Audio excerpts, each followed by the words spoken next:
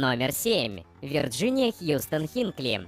Если бы кто-то из студентов не пустил слух об отношениях Вирджинии со своим 16-летним учеником, возможно, это так и осталось бы тайной. Но вскоре все узнали о том, что она была обвинена в сексуальной связи со студентом на заднем сиденье машины.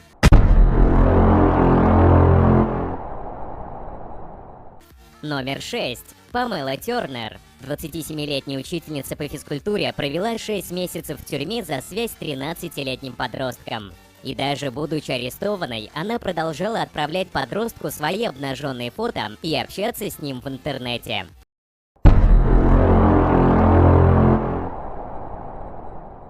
Номер 5. Александрия Вера. 24-летняя учительница из Техаса познакомилась с 13-летним подростком, и эта встреча навсегда изменила ее жизнь.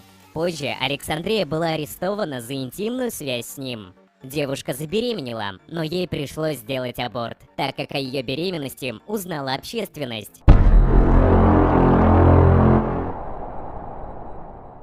Номер 4. Венди Швайкерт.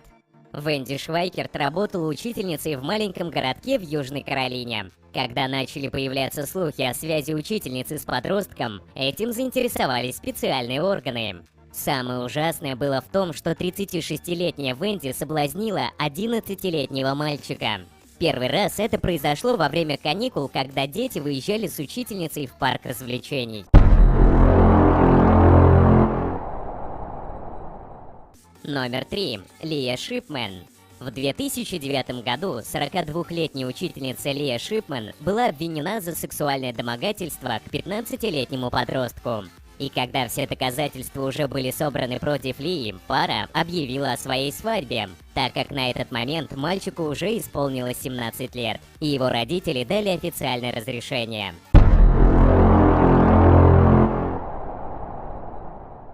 Номер 2. Мэри Келли Турна. Все начиналось очень невинно. Их знакомство произошло в начальной школе, где Мэри работала учительницей. Вилли Фуала тогда было всего 8 лет, но спустя несколько лет, когда мальчик немного подрос, их отношения перешли во флирт.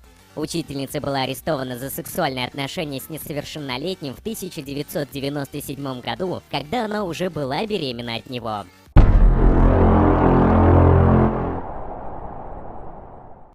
Номер 1. Эрин Маклин. Ни одна из перечисленных историй не сравнится по трагичности с этой. Она произошла с Эрин Маклин и ее учеником Шоном Паулом. Однажды, вернувшись домой и узнав о том, что его жена скрывает любовную связь с одним из учеников, Эрик застрелил подростка. Эрин тут же заявила, что это было умышленное убийство на почве ревности. Казалось бы, все должно было закончиться, но спустя 5 месяцев Эрин снова была обвинена в любовной связи с другим студентом.